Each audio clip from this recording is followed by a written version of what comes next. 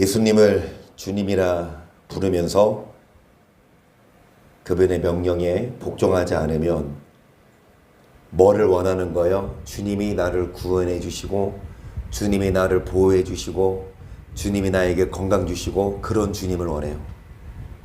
그런데 물론 주시지만 우리가 종이 되어서 주님 말씀에 순종하고 주님 뜻대로 살아야 주님도 주십니다. 장사예요, 장사. 하나님도 땅 파도 장사 안 해요. 다 계획이 있고, 왜? 이윤이 남아야 파는 거 아닙니까? 하나님도 뭔가 와야 주지, 안 그래요? 우리가 주님께 와야 주고 십자가를 져야 주시지 그냥 우리가 내 맘대로 사는데, 여러분 정말 우리가 주님을 주님으로 모신다면 그냥 내 맘대로 살고 내 뜻대로 살면서 주님 나에게 주세요가 아니라 주님 내가 내 뜻대로 살지 않고 주님 뜻대로 살겠습니다. 그래서 주님이 정말 우리의 주님이 되실 수 있기를 축복합니다. 초대 기독교 역사를 우리가 공부합니다. 역사가 공부하기 힘들어요. 왜? 은혜보다는 공부니까. 그런데 한 번쯤은 우리가 이 성경에 나오지 않는 사실을, 성경에 나오지 않는 역사를 우리가 배우고 그 안에서도 우리가 좀 도전을 좀 받고 싶은 게 뭐냐면, 여기 헤롯, 예수님 태어나실 때 있었던 건 헤롯이 사망함으로부터 이 전까지가 신구약 중간사라고 할 수 있고, 이 헤롯 사망부터, 그러니까 엄연히 말하면 예수님 태어난 후부터 여기 소로마와 제목이 멸망하기까지를 초대 기독교의 연대기라고 하는데, 이 500~600년 사이에 얼마나 큰 박해가 있었는지. 기독교가, 그러니까 이제 유대교 말고 예수님 오시기 전에는 다 유대교였죠. 그런데 예수님 오시고 나서 이제 기독교가 생기고, 그 기독교 예수님을 시작해서 제자들, 사도들 얼마나 많은 박해를 받고 순교를 하고 죽임을 당하냐. 그래서 이 사도시대 있죠. 사도시대. 예수님을 위시하여, 자, 이거 영어로 누구 같아요? 영어로 누구 같아요? 산쿠투스 피투루스. 베드로가 베드로. 그 다음에 여긴 누구? 파울루스, 바울. 여긴 누구? 요한니스. 누구? 사도 요한. 그러니까 이 100년 전 12사도와 사도 바울을 비롯해서 사도 시대를 하고, 이제 사도들이 다 죽어요. 순교를 하죠. 그리고 나서 이 속사도 시대라고 하는 이 속사도는 뭐예요? 사도의 뒤를 이은 제자들.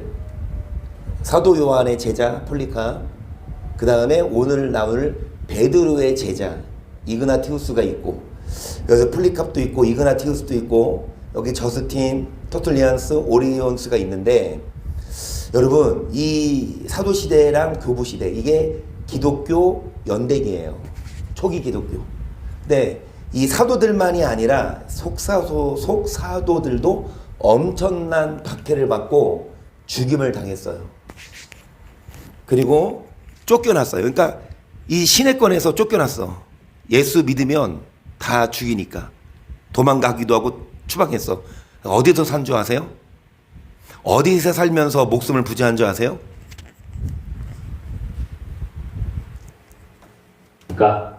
오늘 영상은 성인들이 여러분들에게 보내는 세 번째 편지로 사막의 성인 안토니오의 생애를 쓰신 성 아타나시오 성인의 이야기입니다. 하느님이 사랑하시는 모든 분들에게, 저는 사막의 성인 안토니오의 생애를 쓴 알렉산드리아의 아타나시오입니다. 저는 예수님께서 하느님이 아니라 창조된 존재라고 주장하는 아리우스주의자들 때문에 박해를 받아서 많은 시간 사막에서 지내야 했습니다. 이때 제가 한 경험과 성찰을 통해서 오늘은 특별히 사막의 의미에 대해서 말씀드리고자 합니다. 하지만 그 전에 먼저 역사적으로 왜 초대 그리스도 교인들이 사막에서 살게 되었는지에 대해서 말씀드리겠습니다. 예수님도 12제자들도 그리고 초기 그리스도인들 모두 지금의 팔레스티안 지역의 터전을 잡고 유대인들과 함께 살아가고 있었습니다.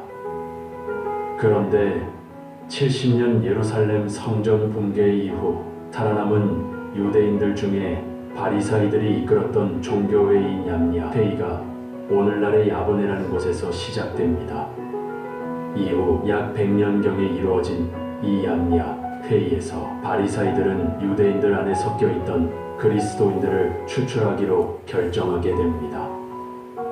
그러자 예수를 그리스도라고 신앙했던 그리스도인들은 자신들이 살던 집과 재산, 그리고 사랑하는 가족 및 친구들과 헤어져 사막으로 도피하게 됩니다.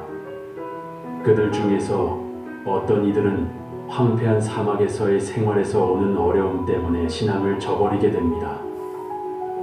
하지만 어떤 이들은 꿋꿋이 신앙을 지키면서 살아가게 됩니다. 제가 알기로 현재 여러분들은 이들을 사막의 교부라고 부르더군요.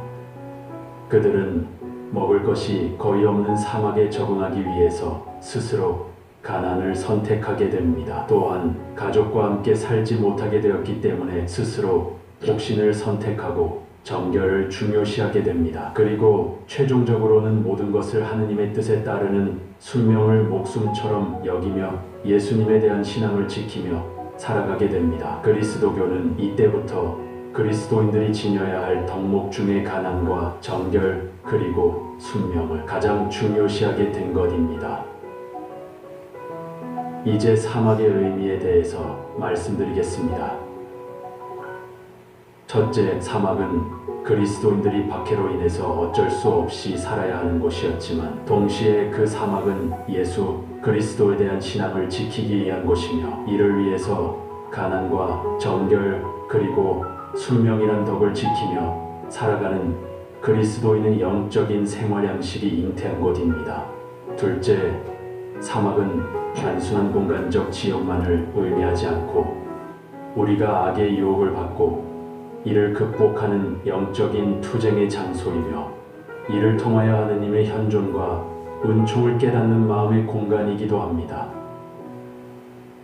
셋째, 이와 연관하여 여러분들의 시대에 살았던 까를로 카레토가 사막에서의 편지라는 책에서 사막을 영적인 고독 속에서 깊이 있는 기도로 들어가는 관상적 차원으로 언급하였듯이 하느님과의 친밀하고 깊은 관계를 맺을 수 있는 영혼의 심초이기도 합니다. 마지막으로 사막은 예수 그리스도가 세상 구원을 위하여 광야에서 유혹받고 공생활을 하셨고 스스로 순환받고 십자가의 죽음을 받아들였듯이 세상 구원이란 하느님의 뜻을 따르고자 하는 이들이 자신들의 삶에서 반드시 거쳐야만 하는 구원 경륜의 자리이기도 합니다. 제가 여기서 보기에 여러분들이 사는 곳은 도시화된 사막인 것 같습니다. 인공지능이 발달해서 많은 사람들이 깊이 숙고하거나 사고하지 않더라도 옛날에는 어렵게 노력해야 얻을 수 있는 정보들을 너무나 쉽게 얻을 수 있게 되었더군요. 과학과 기술의 발전은 여러분들이 노력하지 않아도 편리하고 행복하게 살 수 있도록 삶의 조건을 만들어 주고 있더군요. 그런데도 많은 이들이 불행해하고 상대적인 박탈감에 더 가난해하고 육체적으로나 마음으로나 정결을 잃고 자신이나 세상의 뜻에 더 순명하는 듯합니다. 여러분들이 사시는 곳이 바로 신앙을 지키는 사막, 영적인 삶이 이루어지는 사막, 하느님과의 깊은 만남이 이루어지는 사막, 구원이 이루어지는 사막이라는 것을 잊지 않았으면 합니다. 이러한 인식이 있다면 여러분들도 사막의 위대한 교부들처럼 하느님의 자녀로 참 신앙을 살아갈 수 있을 것이라고 생각합니다. 여러분들이 살아가는 도시라는 사막이 하느님을 느끼고 만날 수 있는 현실적인 장소임을 잊지 마시길 바랍니다. 아멘.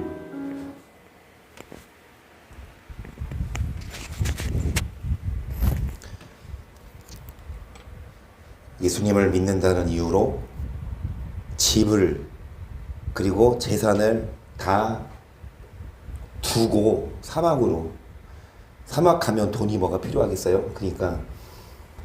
그런데 여러분, 사막이 어떤 곳이에요? 밤에는 엄청 춥고 낮에는 여기보다 더 더울걸?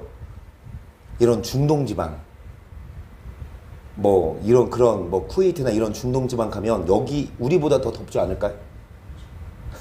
우리 덥잖아요.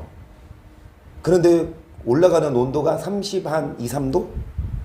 그런데 그쪽 지방은 거의 50도 급박하니까 48도 막.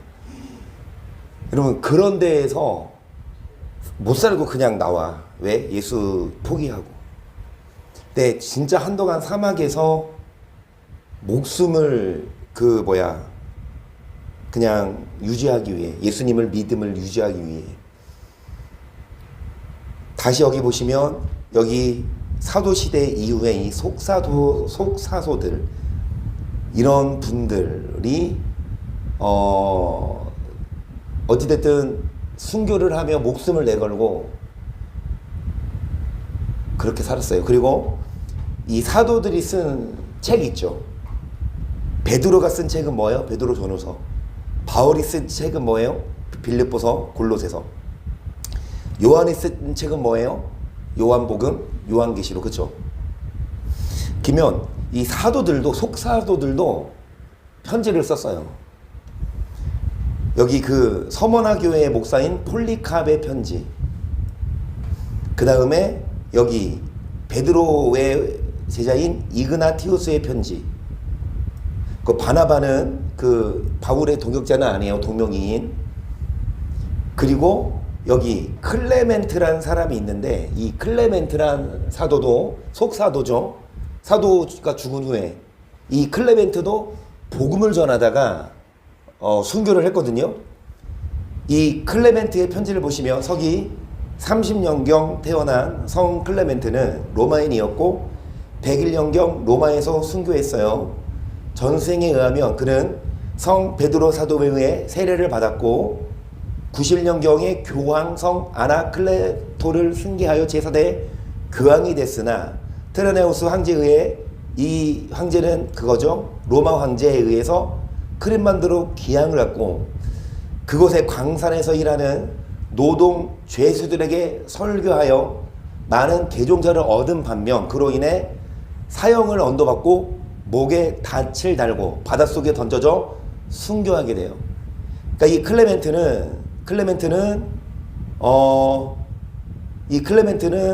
로마인이었는데 이스라엘 유대인도 아니야. 그냥 편하게 살 수 있었는데 예수님을 믿은 후, 예수님 만난 후 예수님 때문에 이 귀향을 가요. 그래서 귀향 가서도 노동자들에게 설교하다가 많은 이들을 구원시키고 그로 인해서 사형을 언도받고 목에 닻을 달고 바닷속에서 순교하게 돼요.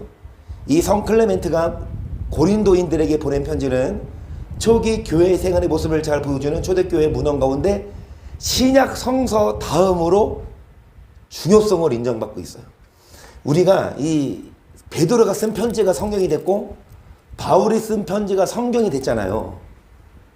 물론 이 사도들이 쓴 편지가 성경이지만 이 속사도들, 그 후예들이 쓴 편지는 성경에 채택은 안 됐지만 그만큼 순교한 분들의, 그 성인들의 글이다.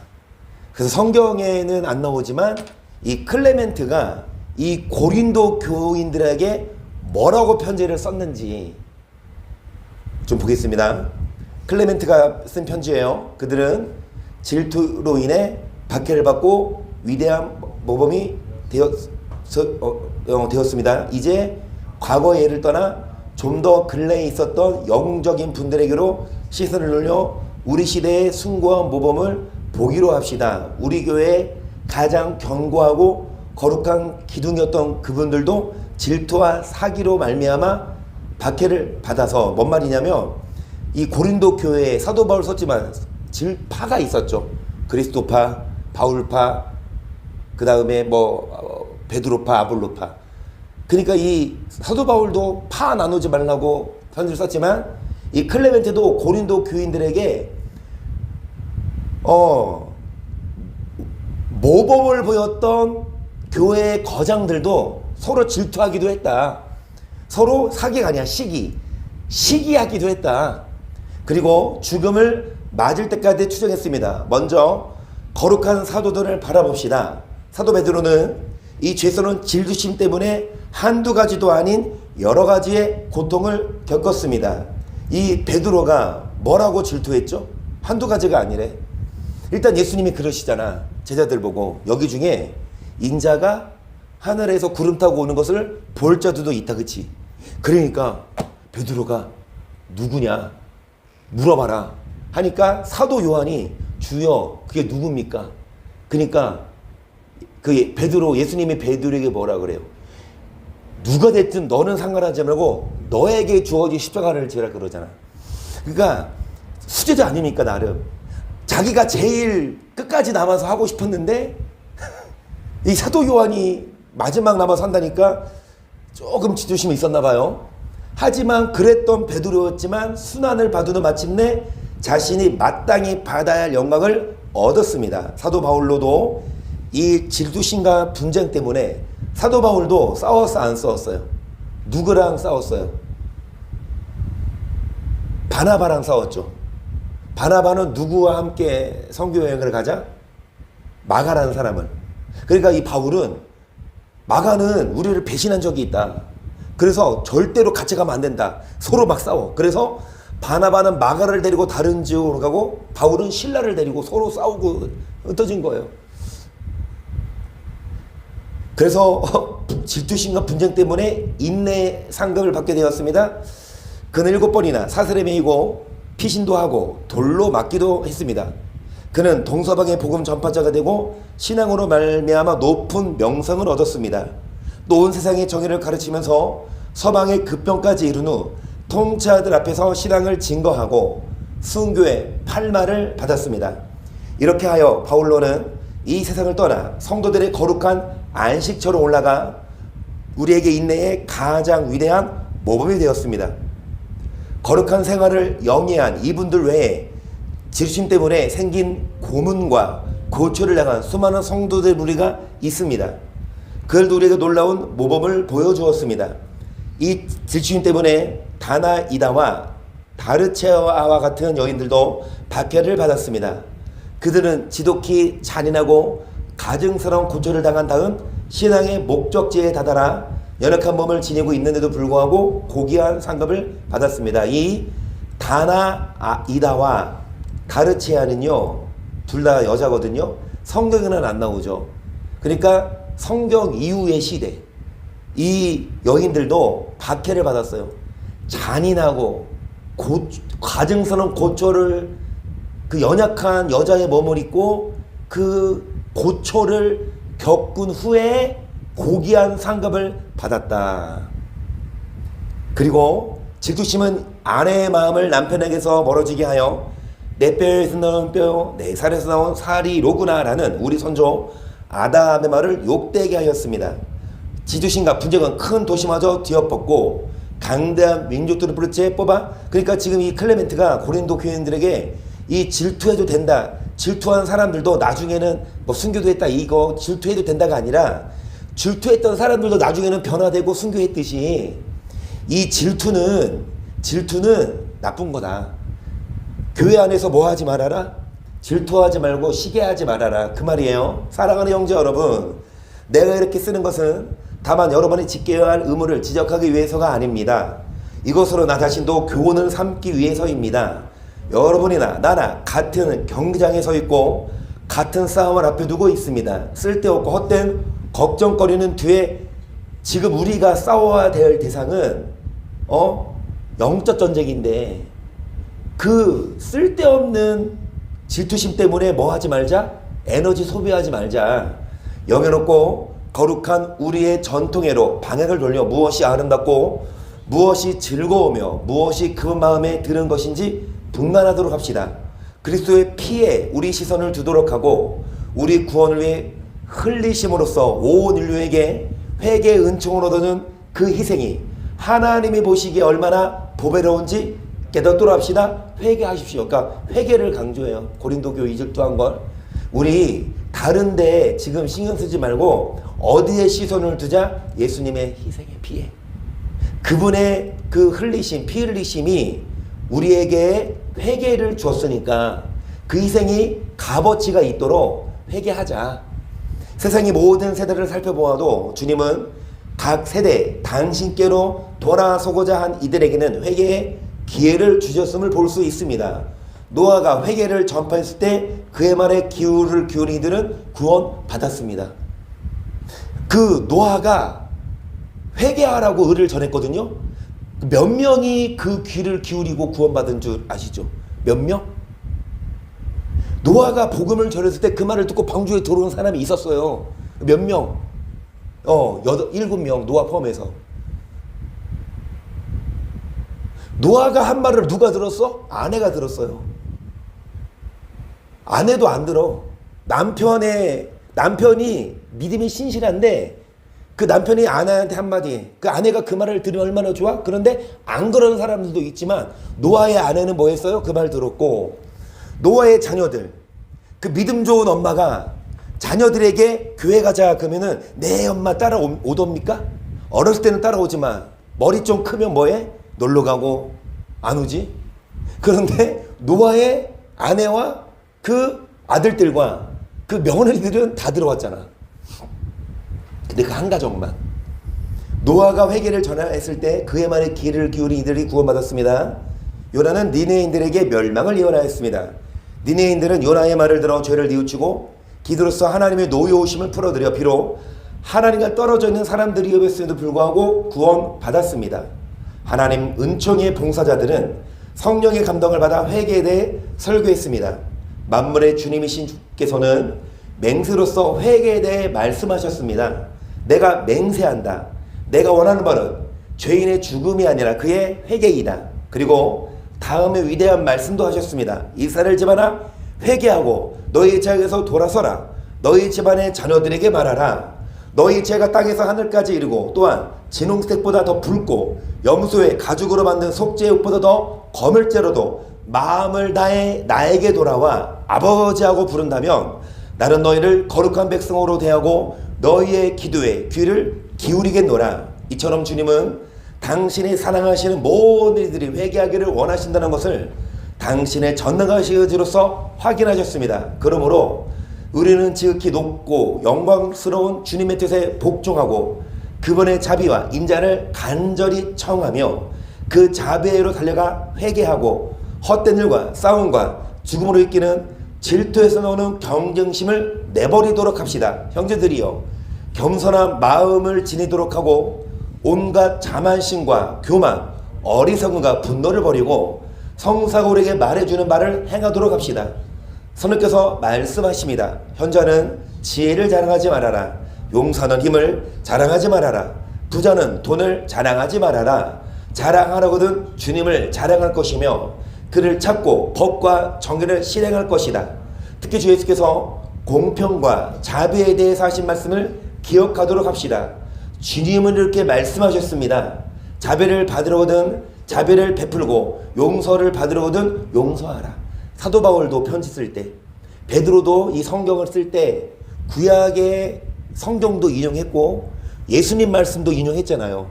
이 클레멘트도 고린도 교회에 편지를 쓸 때 이 예수님 말씀도 인용했고 사도 바울 말도 인용했고 구약의 그 선지자들을 인용했거든요. 그러니까 단지 성경으로만 채택되지 않았을 뿐이지 이 사도 요한의 편지, 베드로의 편지, 바울의 편지 못지않게 정말 그러니까 이 후시대의 신학자들이 신약 성서 다음으로 중요한 편지라고 극찬을 했던 게 이 클레멘트의 편지거든요.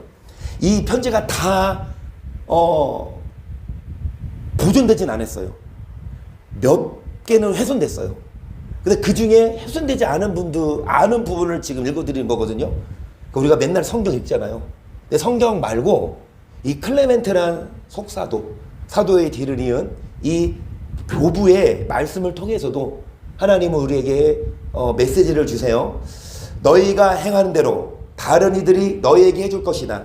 너희가 주는 대로 받을 것이요 판단하는 대로 판단을 받을 것이며 자비를 베푸는 대로 자비를 받을 것이다. 너희가 저울질하는 대로 너도 저울질 당하리라. 이 말씀과 이 계명에서 힘을 얻어 순종 안에서 겸손하게 걸어가도록 합시다. 성경을 말합니다. 내가 굽어보는 사람은 억눌려 그 마음이 찢어지고 나의 말을 송구스럽게 받는 사람이다. 이렇게 크고 위대한 행적에 함께 참여하여 태초부터 우리를 위하여 마련된 평화의 목표로 되도록 합시다. 만물의 아버지와 창조주를 바라보고 그분이 주신 엄청난 평화의 은총에 굳게 매달리도록 합시다. 하나님의 뜻에서 벗어나서는 안 되겠습니다. 사랑하는 형제들이여, 하나님의 크시고도 무량한 은혜들이 우리에게 단죄의 기회가 되지 않도록 주의합시다.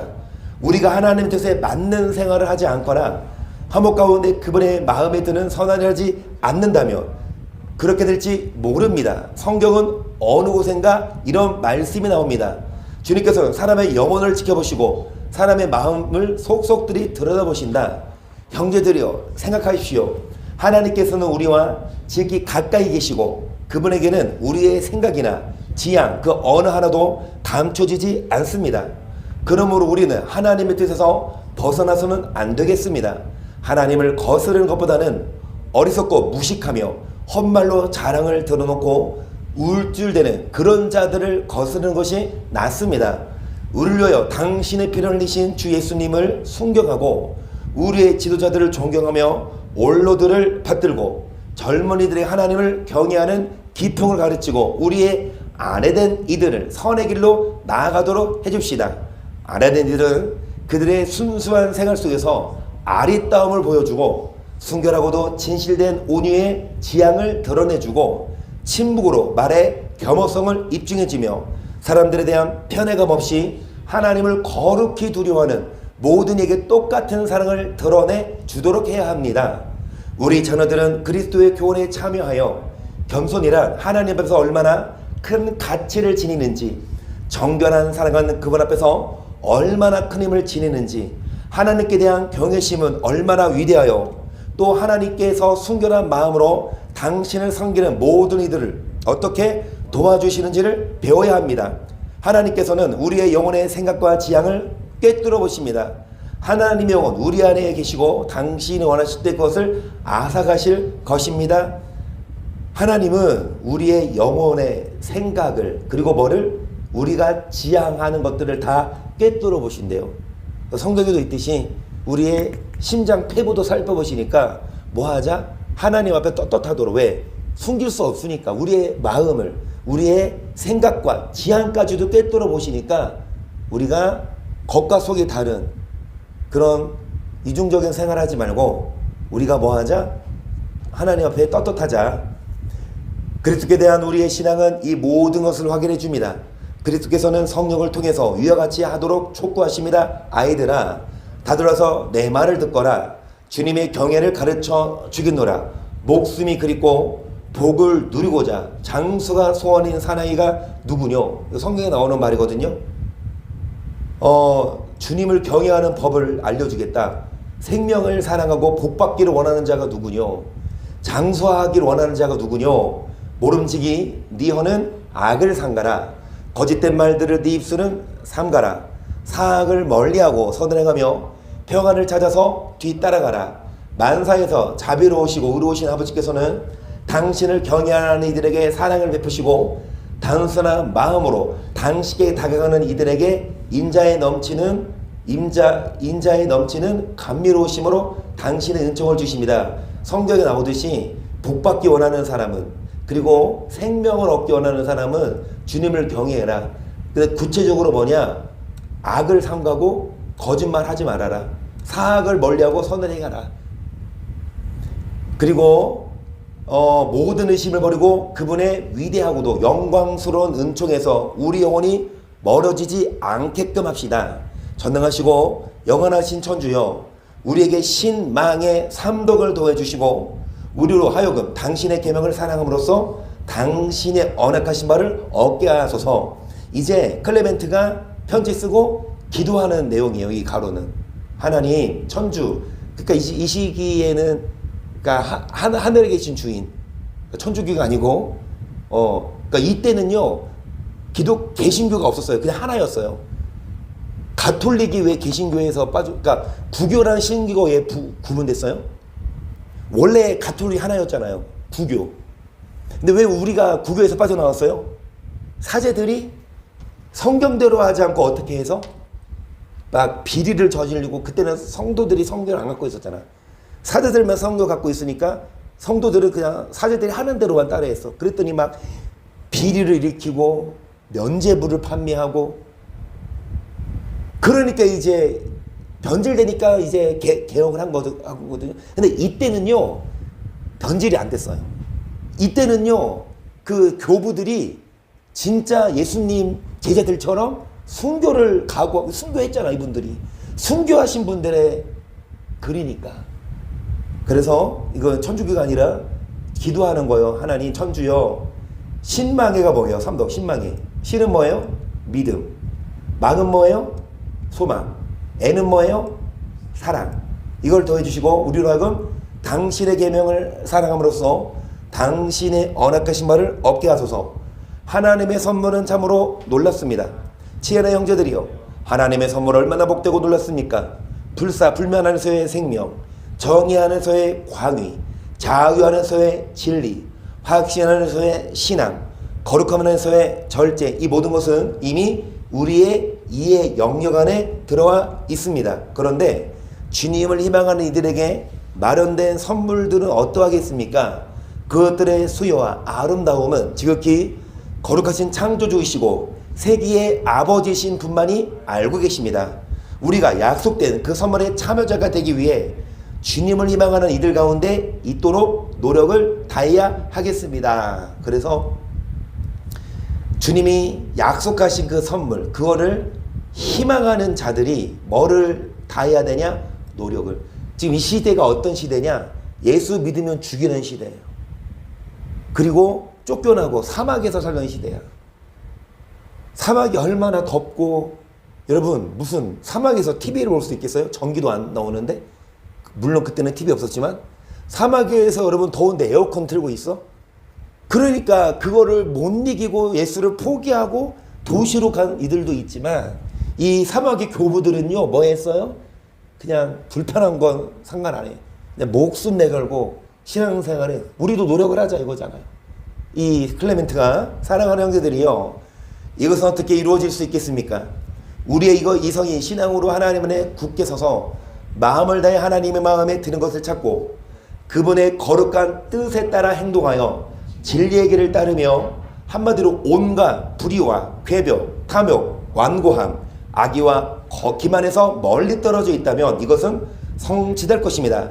친애하는 형제들이여, 이 길이 바로 우리 구원이시고 우리 제사의 대사제이시며 우리 연약한 이들의 보호자요 도움이신 예수 그리스도를 찾아내게 하는 길입니다. 그분을 통해서 우리가 하늘의 드높음을 볼 수 있고 그분을 통해서 하나님의 순수하고 고귀한 얼굴을 바라볼 수 있습니다.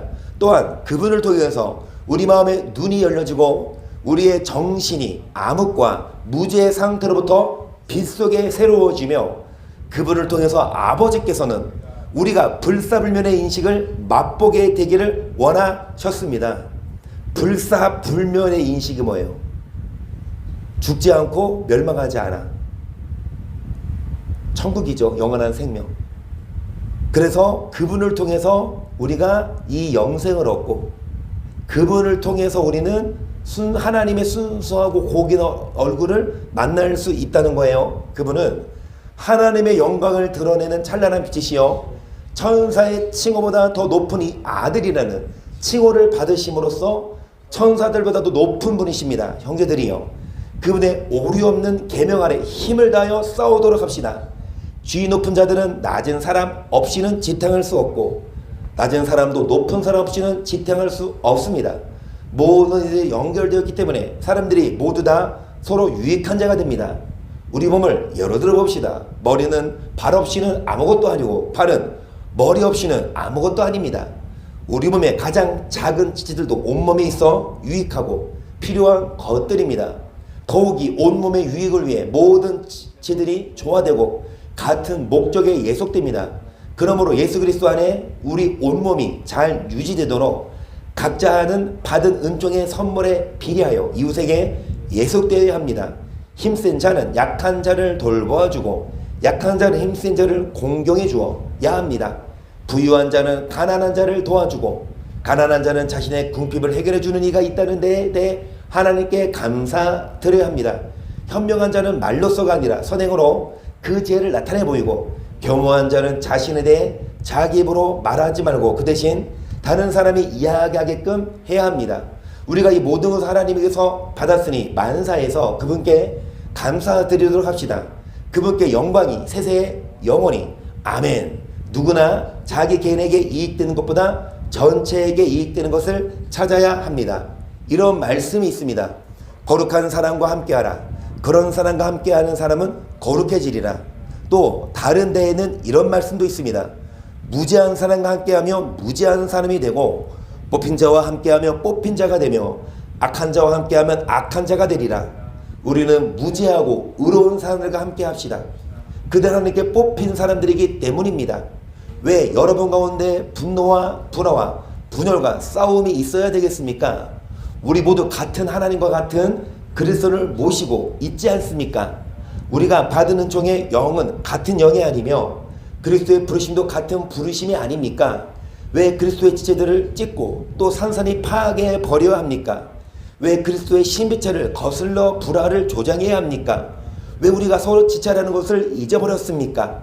그 정도로 이성을 잃었단 말입니까? 우리 주 예수님의 말씀을 기억하십시오. 남을 죄짓게 하는 사람은 참으로 불행하다. 이 보잘것없는 사람들 가운데 누구 하나라도 죄짓게 하는 사람은 금옥에 연자맷돌을 달고 바다에 던져서 죽는 편이 오히려 나을 것이다. 또한 복된 사도 바울로의 편지를 손에 잡으십시오. 그는 자신의 초기 복음 선포 시절에 무엇라고 썼습니까? 그가 성령의 영광을 받아 자기 자신과 계파와 아폴로에 대해서 여러분에게 썼을 그 당시에 벌써 여러분 가운데 그 분열의 기미가 있었습니다. 이 계파는 누구예요? 게바, 베드로를 말하고 아폴로는 누구예요? 바울의 동역자 아볼로를 말해요. 그러니까 사도 바울이 성령의 영향을 받아 이 베드로와 아볼로에 대해서 고린도 교인들에게 편지 먼저 썼죠. 자, 그러나 그때 분파는 오늘보다는 덜, 그러니까 사도 바울이 이 베드로파, 아볼로파, 그리스도파, 바울파 이 네 파에게 편지를 썼을 때는 지금보다 더 나았다. 그래서 지금은 이제 뭐 사도 요한파, 누가파, 마가파, 지존파, 오렌지파 다 나왔나 봐.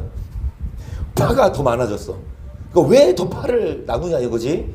여러분이 편들은 이 세대의 분들은 가운데 두 분은 지극히 높은 명성을 지닌 사도들. 그러니까 이 두 명은 누구예요? 바울과 베드로죠.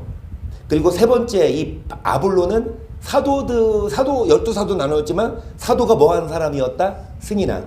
이 사태를 신속히 종결 지읍시다. 주님 앞에 무릎을 꿇고 그분께서 우리와 인자로이 화해하시고 우리를 다시금 영예롭고 정결한 초기 형제적 사랑의 유대 일체로 되돌려 주시도록 눈물을 흘리며 주님께 간절히 청합시다. 성경이 기록되어 있는 것과 같이 이것은 생명을 이끄는 정의의 문입니다. 너희는 열어라 정의의 문을, 그리고 들어가서 주님께 감사드리라. 주님의 문이 바로 여기 있으니 의인들이 이리로 들어가리라. 열려있는 문은 많지만 정의의 문은 그리스도라는 문입니다. 그 문 안으로 들어가 모든 것을 사랑과 평화 속에 행하면서 그 발걸음을 거룩함과 정의 길로 이끄는 사람은 행복합니다. 여러분 중에 충실하는 사람이나 교리를 가르칠 능력을 가진 사람이나 현명하게 설교할 수 있는 사람이나 정결하게 하는 사람이 있으면 그는 위대할수록 겸손해져야 하고 자기 개인에게 이익되는 것보다 전체에게 이익되는 것을 찾아야 합니다. 하나님의 사랑의 신비를 누가 다 헤아릴 수 있겠습니까? 그리스도 안에서 말씀을 지니는 사람은 그리스도의 계명을 뭐합니다? 그러니까 위대할수록 뭐해져야 되는 자? 다 자기를 드러내고 자기 팔을 모으는 게 아니라, 그리고 그리스도 말씀을 지닌 사람은 먼저 계명을 뭐 해야 되냐? 실천해야 된다. 계속 하나님 사랑의 신부를 누가 대하릴 수 있겠습니까?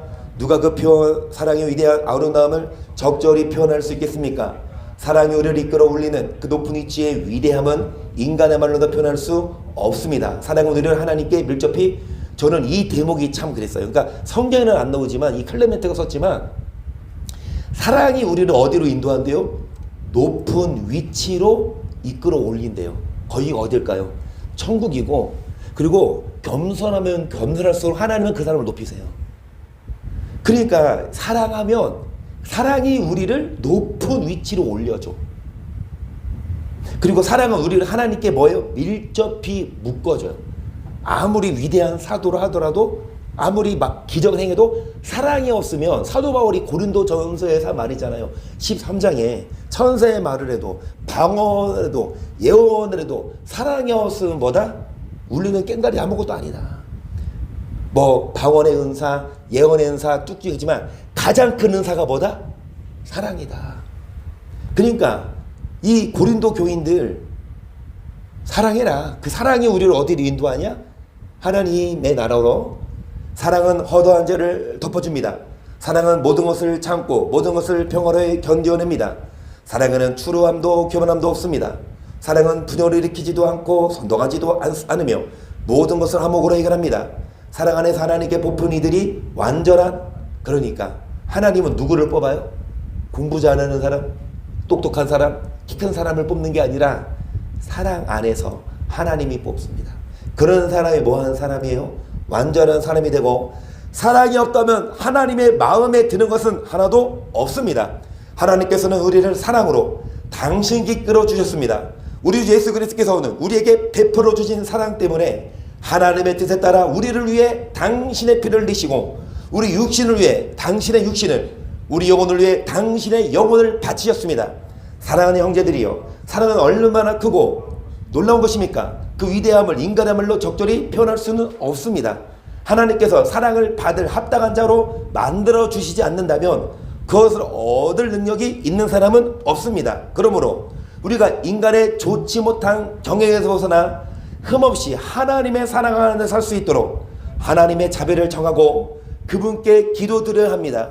행동 내지 응답이 따르지 않는 골방한 기도는 대화가 아닌 독백에 불과하며, 그분께 대한 전적인 신뢰와 의탁으로 뭔 말이냐? 뭐 없는 행동 내지 뭐 없는 응답이 없는 기도는 뭐에 불과해요?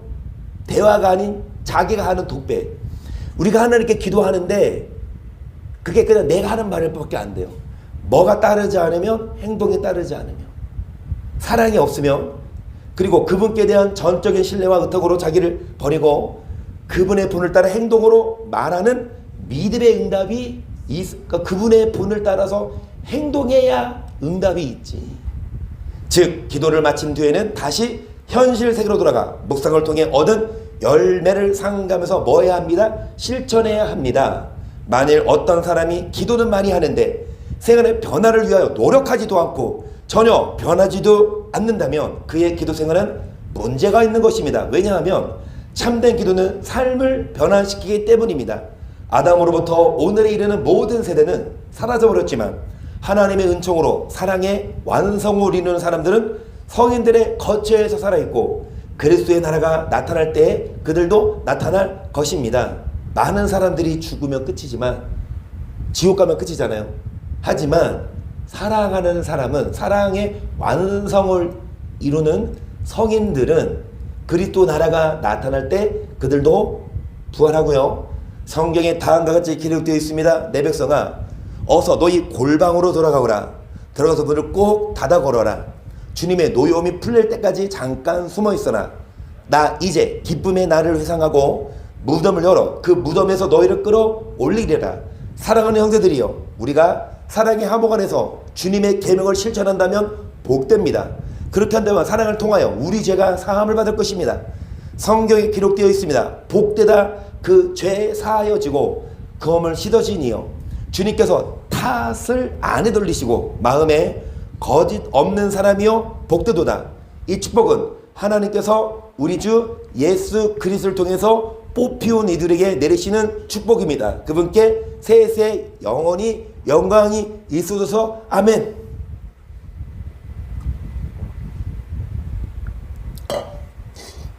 지금까지 읽은 걸 성경으로 쓰자면 고린도전서 1장부터 13장까지 있는데, 아니죠, 고린도전서가 15장, 16장까지 있군요. 그러면 이거는 몇 장까지 있을까, 클레멘트는? 근데 끝이에요. 이제 이 클레멘트 편지는 끝이고, 이 클레멘트 편지가 저번 시간에 하다가 못해서 오늘 마무리할 거거든요.